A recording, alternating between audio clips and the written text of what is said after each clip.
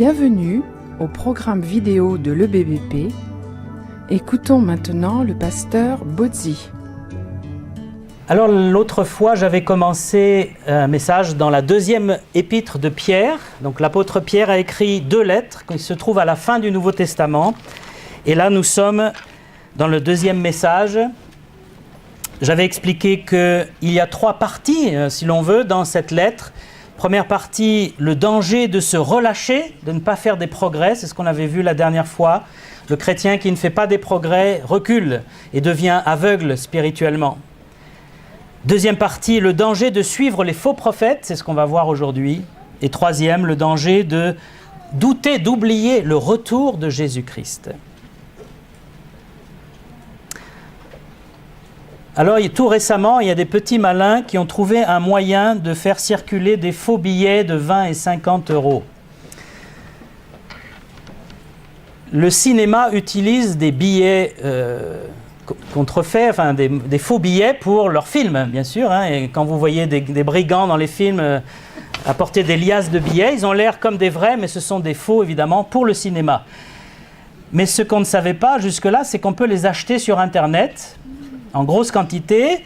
Ils sont très bien imités, mais il y a quand même des signes dessus. Ils ont tous le même numéro et c'est écrit, au lieu de euro en grec, c'est écrit pro, c'est pour dire ça sert à la production de cinéma. Donc si on regarde un petit peu, on se rend compte que c'est faux. Mais si on ne fait pas attention, on ne connaît pas, on peut se faire vraiment berner.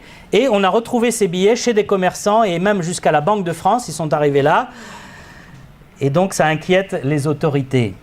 Comment font les spécialistes de la Banque de France pour arrêter tous ces faux billets, pour les connaître?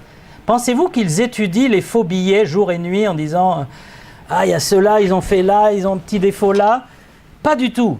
Les spécialistes des faux billets à la Banque de France, ils étudient au millimètre près les vrais billets. Ils connaissent les vrais billets les yeux fermés. Ils savent quel est le point ici, quelle est la transparence là, quelle est la couleur ici, quel est le symbole là. Ils connaissent tout et un billet peut être très complexe, surtout qu'il y a plusieurs sortes de billets et c'est leur spécialité. Et nous devons faire pareil. Comment reconnaître les faux prophètes, les fausses doctrines, les faux enseignements, les fake news aussi, c'est la mode, on en parle beaucoup. Pas besoin d'aller étudier chaque détail de l'erreur.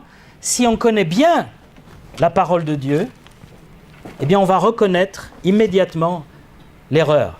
Quand un spécialiste des faux billets voit un faux billet, il n'a pas besoin de l'étudier. Il dit « il y a quelque chose qui ne va pas ». Parce qu'il connaît tellement les vrais qu'il voit tout de suite qu'il y a quelque chose qui ne va pas chez le faux. Et ça doit être pareil en tant que chrétien. On doit être des chrétiens de la Bible, qui connaissent leur Bible, qui aiment la parole de Dieu, qui la vivent, et qui peuvent reconnaître l'erreur, parce que les erreurs se multiplient en cette époque. Elles se multiplient grâce ou à cause des réseaux sociaux et d'Internet. Ça a vraiment changé la donne dans le monde entier. Des choses qu'on n'aurait jamais connues ou entendues sont diffusées et regardées par des milliers de gens sans aucune explication, sans trier. C'est brut comme ça, de décoffrage, des images, des idées, des textes, des opinions. Et même les journalistes se font avoir. Il y a des sites parodiques qui existent, des gens qui font les parodies de l'actualité, et ils citent des hommes politiques qui n'ont jamais dit cette phrase, notamment le président de la République, qui disait dès que je m'approche d'un pauvre, je crois, je dois me laver les mains ou quelque chose comme ça, ou je ne peux pas serrer la main des pauvres. Eh bien, des journalistes ont repris cette phrase pensant que le président l'avait dite, alors que ça venait d'un site parodique. Il y a pire encore, c'est la technique des images. Aujourd'hui, on peut mettre des mots dans une vidéo de quelqu'un qui n'a jamais prononcé. On peut même changer le visage avec une technique des algorithmes. Quelqu'un de connu, on peut lui faire dire des insanités, des choses stupides, des choses horribles.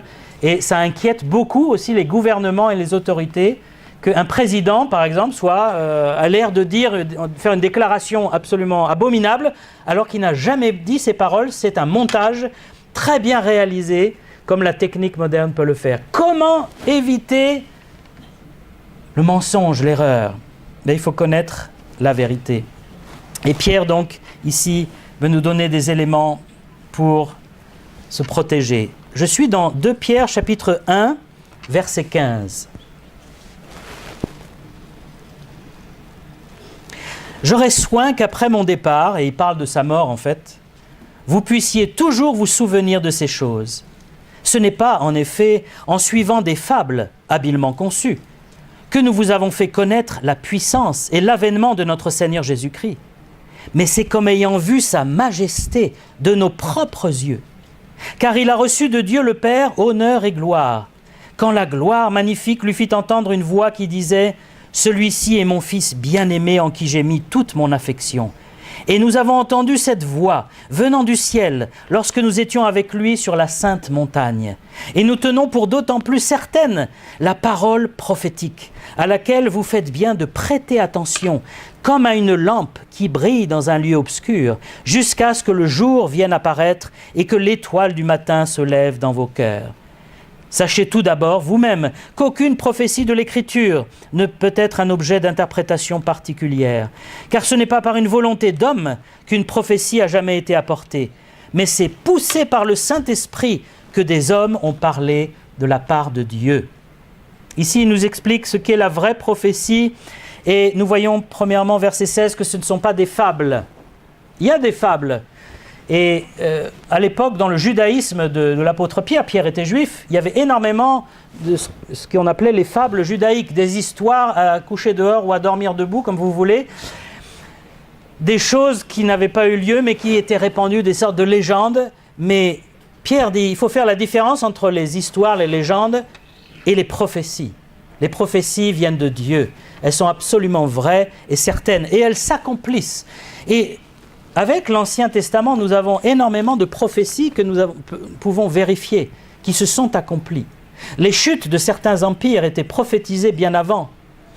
Et même la venue de Jésus-Christ était prophétisée. Rien que ce petit verset du prophète Michée, 400 ans avant Jésus-Christ.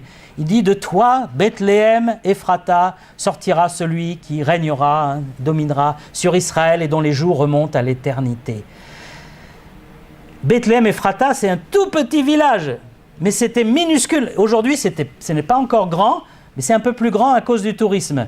Mais au temps de Jésus, Bethléem Ephrata, c'était minuscule. Et pourtant, le prophète dit, c'est de Bethléem que viendra le Messie, celui qui régnera sur Israël.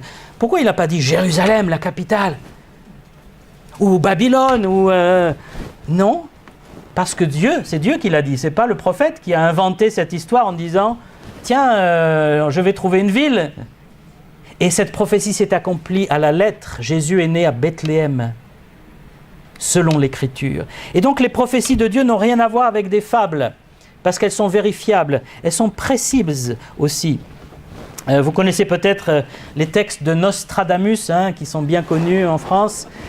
Beaucoup en parlent, mais peu les ont vraiment lus. Mais quand vous les lisez, vous vous rendez compte à quel point c'est obscur et à triple, quadruple sens. C'est écrit, c'est vraiment un style particulier et on sent une intelligence très forte de Nostradamus, mais c'est écrit dans un tel style que vous pouvez faire dire ce que vous voulez. Quelqu'un dira, mais la Bible c'est pareil, on peut lui faire dire ce qu'on veut. En apparence, c'est vrai, parce qu'il y a beaucoup de mots dans la Bible, il y a beaucoup de phrases, et quelqu'un qui est mal intentionné peut sortir un verset du contexte et en faire une secte ou en faire quelque chose de faux.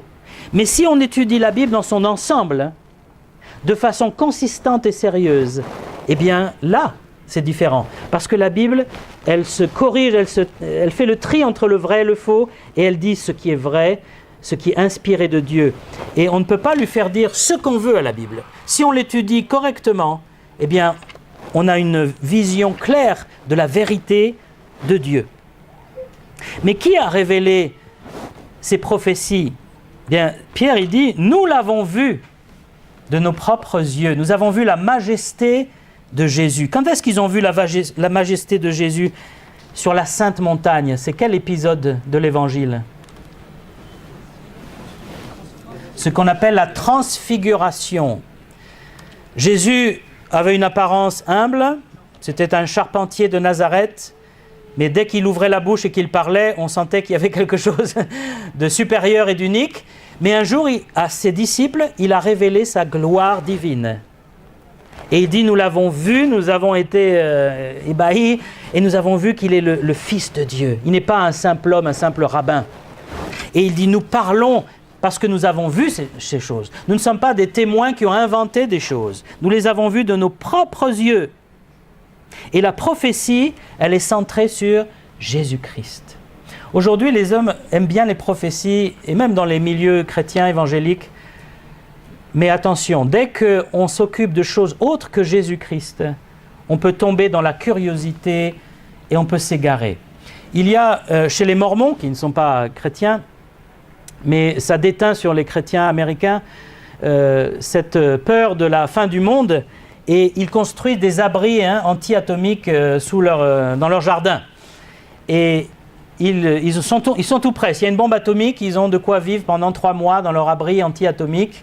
Je ne sais pas ce qu'ils vont faire au bout de 3 mois, mais bon.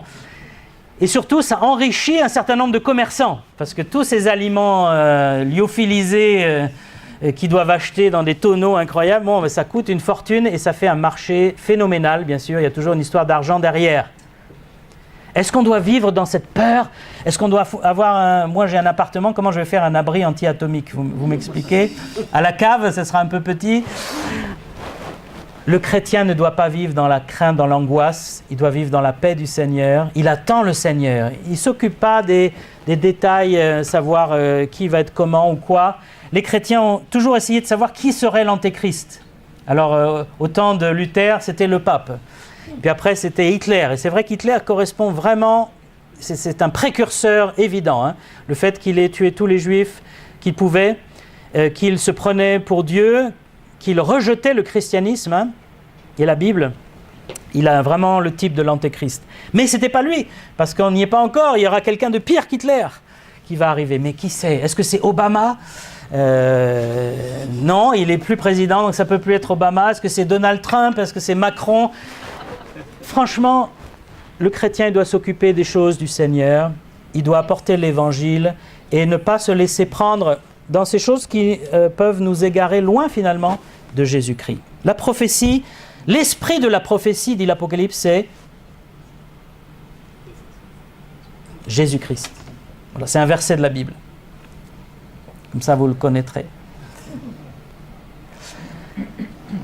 La vraie prophétie ne vient pas d'une réflexion personnelle. Ce n'est pas un objet d'interprétation. Ce n'est pas Pierre qui s'est dit « Tiens, je vais essayer de dire un message. » Non, ça, c'est par le Saint-Esprit. Le prophète, il est dépassé par sa propre prophétie. Et quand vous lisez les prophéties de l'Ancien Testament ou les prophéties du Nouveau Testament, Pierre, Paul, Jean, etc., on voit qu'ils annoncent des choses sans réaliser exactement toutes les implications. Et ça, c'est la prophétie qui vient de Dieu. Ce n'est pas par une volonté d'homme, c'est poussé par le Saint-Esprit. Il y a une différence entre aujourd'hui quelqu'un qui se prétend prophète dans les églises ou dans une secte. Il y avait par exemple David Koresh aux États-Unis, au Texas, qui disait qu'il était envoyé par Jésus-Christ. Il était le représentant de Jésus-Christ sur terre, bien sûr, ils sont tous représentants de Jésus-Christ. Et il faisait des prophéties et il a un certain nombre de personnes qui l'ont suivi dans sa folie meurtrière, on peut dire. Et on ne doit pas se laisser attraper dans les choses comme ça. Un vrai prophète, il est un prophète de la Bible. Ainsi parle l'Éternel, écrivait Jérémie ou Ésaïe.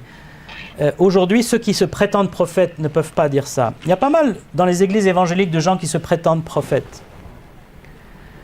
Il y en a un qui était très connu, je ne vais pas dire son nom, il est parti avec le Seigneur, un homme remarquable, un homme vraiment de Dieu, mais il fallait qu'il fasse des prophéties.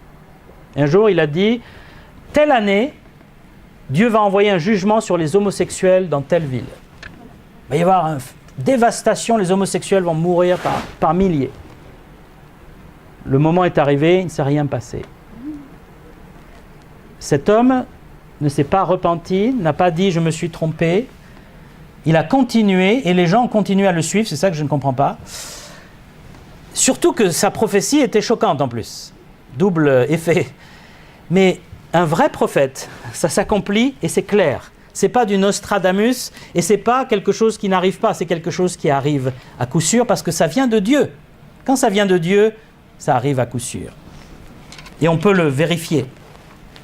Vous avez cet homme qui avait écrit ce livre, j'en parle souvent, 88 raisons pour lesquelles Jésus-Christ va revenir en 1988. C'est un livre qui existe. Le gars, il a travaillé, hein. 88 raisons. Ben, il s'est trompé. Mais il n'a jamais écrit de livre, une raison pour laquelle je me suis trompé, hein, ou repenti. Il ne s'est jamais repenti, et c'est vraiment un manque d'honnêteté, et surtout, c'est prendre le nom de Dieu en vain. C'est quelque chose que la Bible condamne, hein, de prendre le nom de Dieu en vain.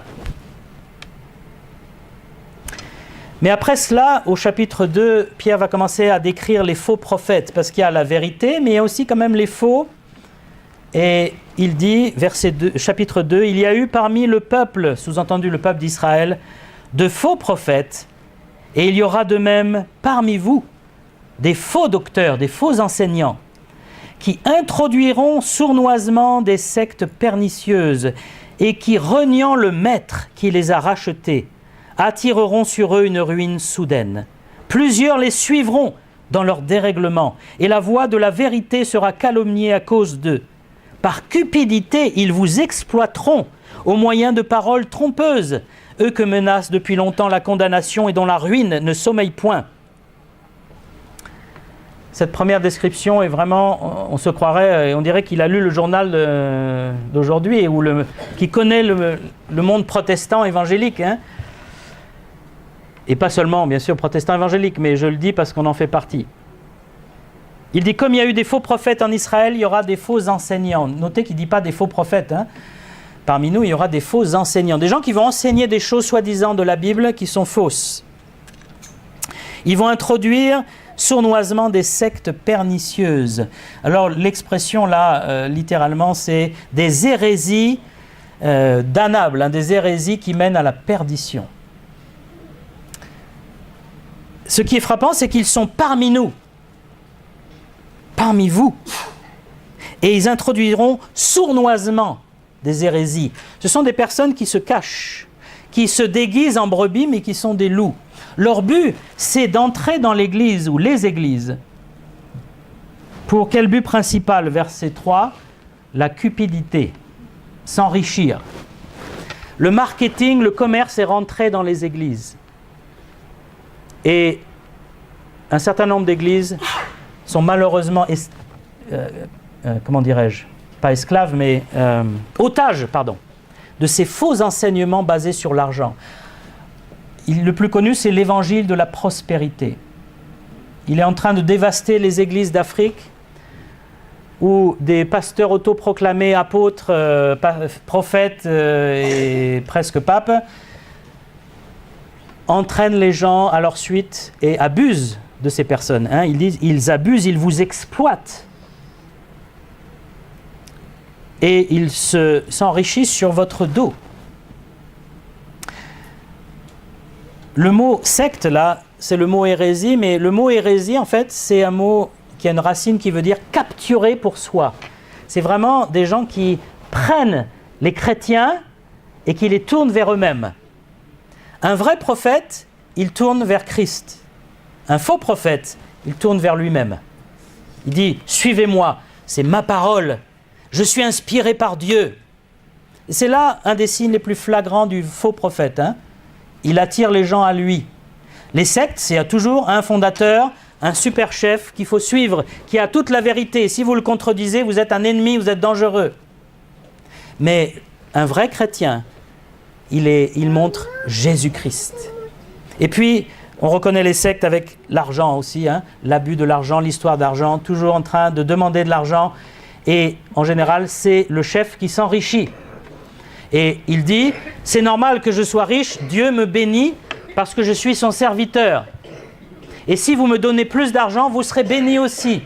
Alors là, c'est le message vraiment de la prospérité qui est un mensonge total, de dire plus vous donnez de l'argent aux faux prophètes, plus vous serez riche. C'est un abus abominable. Et Dieu et Pierre le dit là, hein, ils sont près de la ruine, ces gens-là, mais pas de la ruine financière, ils sont près de la ruine spirituelle. Ces gens-là seront jugés sévèrement. Et il parle des jugements qui ont eu lieu dans le passé. Au verset 4 du chapitre 2, il dit « Si Dieu n'a pas épargné les anges qui ont péché, mais s'il les a précipités dans les abîmes de ténèbres et les réserve pour le jugement, s'il n'a pas épargné l'ancien monde, mais s'il a sauvé 8 personnes, dont Noé, ce prédicateur de la justice, lorsqu'il fit venir le déluge sur un monde d'impies, s'il a condamné à la destruction et réduit ensemble les villes de Sodome et Gomorrhe, les donnant comme exemple aux impies à venir, et s'il a délivré Lot, le juste, profondément attristé de la conduite de ces hommes sans frein dans leur dérèglement, car ce juste qui habitait au milieu d'eux tourmentait son âme journellement à cause de ce qu'il voyait et entendait de leurs œuvres criminelles. Donc le Seigneur sait délivrer de l'épreuve les hommes pieux et réserver les injustes pour être punis au jour du jugement, surtout ceux qui courent après la chair dans un désir d'impureté et qui méprisent l'autorité. Ces exemples sont flagrants et sont ce qu'on appelle dans la théologie des punitions exemplaires. Les anges qui ont péché, c'est dans la Genèse chapitre 6, des anges ont quitté leur sainteté, leur demeure pour aller vers des femmes humaines et corrompre la race humaine. Et si Dieu a envoyé le déluge au temps de Noé, c'est parce que la race humaine était en passe d'être totalement corrompue. La Bible nous dit qu'à cette époque-là, toutes les pensées de tous les hommes se tournaient chaque jour exclusivement vers le mal. Les gens ne pensaient qu'à faire du mal à leur prochain.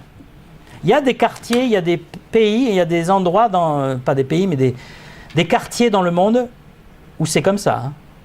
Si tu sors, tu es en danger. Ça devient de plus en plus dangereux de sortir d'ailleurs. Hein.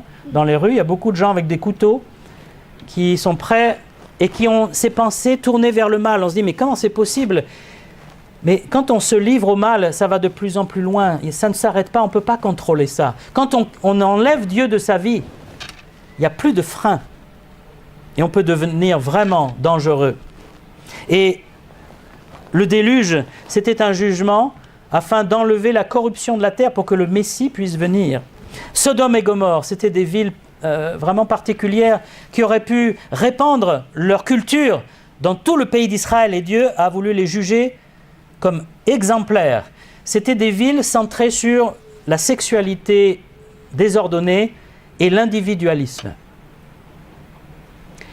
C'était des villes hyper sexualisées comme notre société actuelle. Mais Dieu a arrêté cela par un jugement.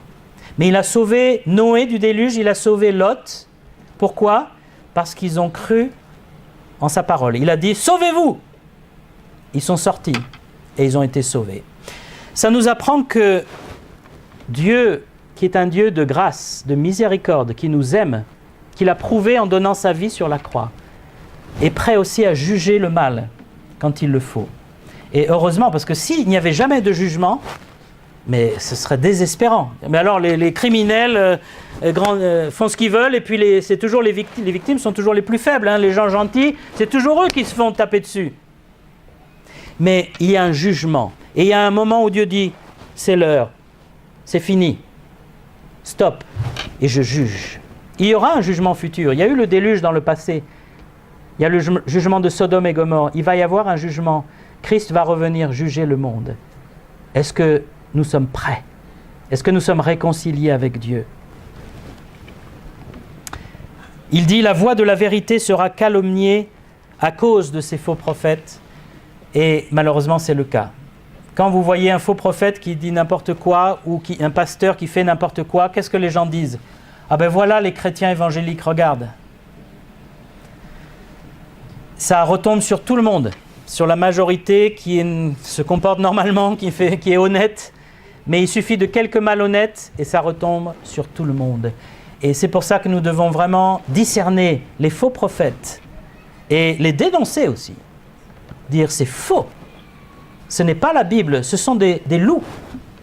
C'est dans le prophète Ézéchiel, hein, au chapitre 34, où Dieu prononce un jugement sur les mauvais bergers. Je vais vous lire juste ces premiers versets du chapitre 34 d'Ézéchiel. « Fils de l'homme, prophétise contre les bergers d'Israël. Prophétise et dis-leur aux bergers. Ainsi parle le Seigneur l'Éternel. Malheur aux bergers d'Israël, qui se paissaient eux-mêmes, qui se nourrissaient eux-mêmes. Les bergers ne devaient-ils pas paître le troupeau ? Vous avez mangé la graisse, vous êtes vêtus avec la laine, vous avez tué ce qui était gras, vous n'avez pas fait paître les brebis, vous n'avez pas fortifié celle qui était faible, guéri celle qui était malade, pansé celle qui était blessée. Vous n'avez pas ramené celle qui s'égarait, cherché celle qui était perdue, mais vous les avez dominées avec violence et avec dureté. Ça, c'est les mauvais bergers, les faux prophètes, les faux bergers. Et les gens disent, oui, c'est vrai, il est un peu dur, il nous traite un peu durement, mais c'est normal, c'est un prophète de Dieu. Mais non, c'est pas normal. Dieu est un Dieu de grâce et d'amour, de miséricorde. Le berger, il s'occupe des brebis, il n'est pas là pour leur taper dessus et leur prendre leur argent. Comment tant de gens les suivent? Et c'est ça le mystère un petit peu. Ces gens ont beaucoup de public, beaucoup de gens qui donnent de l'argent. Et il y a une sorte d'aveuglement. Et vraiment, ce qui manque aux hommes d'aujourd'hui, c'est la connaissance de la parole de Dieu. L'arme anti-secte, c'est la Bible. Parce que quand on connaît la vérité, on reconnaît les faux billets.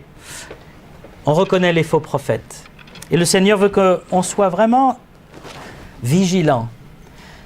En 2 Timothée 4, il est écrit une autre prophétie qu'à la fin des temps, les hommes ne supporteront pas la saine doctrine, mais ayant la démangeaison d'entendre des choses agréables. Ils se donneront une foule d'enseignants, de docteurs, selon leurs propres désirs. Ils détourneront l'oreille de la vérité et se tourneront vers les fables. Ah, on a plus de facilité à se tourner vers les fables que vers la vérité. J'ai trouvé des citations d'hommes d'État qui ne sont pas forcément chrétiens, mais qui ont dû faire face au mensonge et à la vérité. Et voilà ce qu'ils ont dit, c'est intéressant. Winston Churchill, par exemple. Un mensonge a fait le tour du monde avant que la vérité ait mis son pantalon. C'est-à-dire, pour faire circuler un mensonge, une fake news ou quoi que ce soit, une erreur, il suffit juste de la dire une fois et piou, ça fait le tour du monde. Mais la vérité, pour qu'elle soit acceptée, il faut travailler, il faut l'expliquer, il faut prouver, il faut justifier. Pourquoi? Parce que nous, les hommes, on est attirés naturellement vers le mensonge, vers l'erreur, c'est notre nature humaine. La vérité ne nous plaît pas. Pourquoi? Parce que la vérité nous remet en question. Mais pourtant, Jésus a dit, la vérité vous rendra libre. La vérité, ça fait mal sur le coup, mais ça libère. Le mensonge, c'est agréable, mais ça t'enchaîne. Qu'est-ce que tu choisis? La liberté dans la vérité ou l'esclavage dans le mensonge? Un autre homme d'État, une demi-vérité est plus dangereuse qu'un mensonge. Parce qu'un mensonge, on finit par le découvrir, tandis qu'une demi-vérité peut vous tromper pendant longtemps. Les demi-vérités, c'est-à-dire c'est pas tout à fait faux, mais c'est pas tout à fait vrai non plus. Le chrétien, il doit aimer la vérité de Dieu. Et puis, John Kennedy, le président américain, peu importe si un mensonge est énorme, répétez-le assez souvent, les masses l'accepteront finalement comme une vérité. Eh oui, tout ça c'est vrai. Et c'est pour ça qu'en tant que chrétiens, nous devons aimer la vérité. Mais pour aimer la vérité, il faut quand même étudier. Il faut chercher. Il faut connaître la parole de Dieu. C'est elle. Moi, je n'ai pas la vérité. Aucune église n'a la vérité. Jésus-Christ est la vérité et sa parole est la vérité. Nous essayons de nous approcher de la vérité. Nous ne la détenons pas. Nous aimerions, mais il n'y a que Dieu qui est la vérité. Mais nous essayons de la connaître et nous faisons attention aux mensonges et à l'erreur. Alors, dans ces temps de confusion, il y a beaucoup de confusion, notamment dans le domaine religieux, il faut vraiment revenir à la parole de Dieu. Moi, je prie pour toutes les églises de France, que les gens se remettent à prêcher la Bible pour les pasteurs et à étudier la Bible pour les chrétiens. Beaucoup de messages sont des messages gentillets, sur ce que je pense, mon opinion ou ma réflexion, mon partage. Voilà, j'ai réfléchi cette semaine et voilà ce que je voulais vous partager. Mais les églises ont besoin de la parole de Dieu. Qu'est-ce que dit la Bible ? Et on a besoin d'exégèse et non pas d'eiségèse. Alors je vous donne des mots compliqués, mais ne vous inquiétez pas, ce n'est pas si compliqué. L'exégèse, c'est que vous prenez de la Bible la vérité et vous la cherchez dans la Bible. L'exégèse, c'est l'inverse. Vous mettez vos idées et vous essayez de les faire coller à la Bible, c'est-à-dire vous cherchez le verset biblique qui va aller avec votre opinion. Et ça, c'est facile, il y a beaucoup de mots dans la Bible. Vous pouvez toujours trouver un verset qui va aller dans votre sens. Même si vous le tordez un peu, vous faites une traduction un peu à votre sauce, comme ça vous êtes sûr. C'est comme ça que les sectes ont démarré. Mais quand vous faites l'exégèse, vous tirez de la Bible la vérité, et vous la découvrez et vous la mettez en pratique, alors là, vous êtes à l'abri des faux prophètes. Il faut être soumis au Seigneur, au Saint-Esprit. Le Saint-Esprit revient toujours à la Bible. Il est dit que Jésus a dit « Je vous enverrai le Consolateur, il vous le rappellera tout ce que je vous ai dit. Il ne parlera pas de lui-même. » Et cette phrase a deux sens. Le Saint-Esprit ne parlera pas de lui, parce que le Saint-Esprit ne cherche pas à se mettre en avant. L'Esprit de Dieu, c'est l'Esprit de Christ, il parle de Christ. Mais il ne parlera pas de lui-même, ça veut dire aussi qu'il ne va pas rajouter des choses aux paroles de Christ. Le Saint-Esprit nous rappelle ce que Christ a dit. Nous avons la Bible dit qu'elle est suffisante pour faire de nous des hommes et des femmes de Dieu. On n'a pas besoin d'aller chercher des nouvelles prophéties tous les 4 matins. On a juste besoin de connaître la parole. C'est elle notre lumière. Hein? Il a dit au début, la prophétie est une lumière. Comment c'est ? Il faut que je le retrouve, pardon. Voilà. C'est une lampe qui brille dans un lieu obscur jusqu'à ce que le jour vienne apparaître. Quand vous marchez dans la nuit, qu'il n'y a pas de lampadaire, vous avez besoin d'une lampe. Alors vous êtes avec votre petite lampe, et elle brille dans le lieu obscur et elle vous éclaire dans les ténèbres autour. Mais plus le jour arrive, le soleil se lève, moins la lampe est nécessaire. Et le jour qui se lève, l'étoile du matin, c'est Jésus-Christ qui revient. Et plus Christ s'approche, plus il nous éclaire. Et un jour, il n'y aura plus besoin des prophéties ni de la Bible parce que nous verrons Christ face à face. Mais en attendant, nous devons garder notre lampe sur le chemin, notre lumière sur le sentier. Soyons des chrétiens, des hommes et des femmes de la Bible. Ne la lâchons pas. Le temps moderne, c'est « tu n'as plus besoin de la Bible ». Tu as Internet, on a remplacé la Bible par Internet. Non. Restons dans la parole de Dieu et soyons vigilants quand nous écoutons quelque chose sur Internet. Faisons le tri, que le Seigneur nous aide à le faire. Il va le faire, il a promis qu'il nous avait donné l'onction pour reconnaître la vérité de l'erreur. Nous avons tous l'onction, dit la Bible. Il n'y a pas de gens qui ont plus d'onction que d'autres pour la vérité et l'erreur. On a tous le Saint-Esprit pour cela. Mais si ce matin vous êtes ici et vous n'avez jamais reçu le Seigneur Jésus-Christ dans votre vie, il n'est pas votre Sauveur, il n'est pas votre Messie, il n'est pas votre Dieu, sachez qu'il est vivant, il est ressuscité des morts et il est parmi nous en esprit. Nous ne le voyons pas, mais il est là et il parle à nos cœurs, il nous appelle. Et un jour, j'ai répondu à l'appel du Seigneur. J'étais athée, je fuyais Dieu. Mais quand j'ai entendu l'évangile, la bonne nouvelle, Dieu a vraiment frappé à ma porte. Et je lui ai ouvert la porte. Et j'ai eu cette relation avec Dieu, avec le Créateur.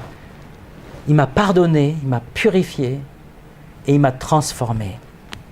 Ce qui m'est arrivé, ça peut arriver à n'importe qui si vous ouvrez la porte au Seigneur.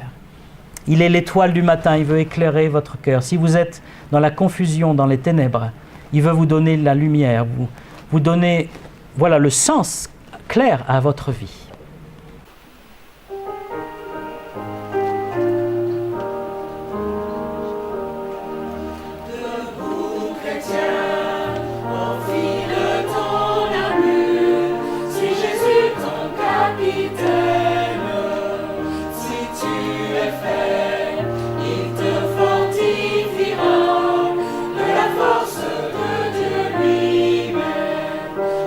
Le bouclier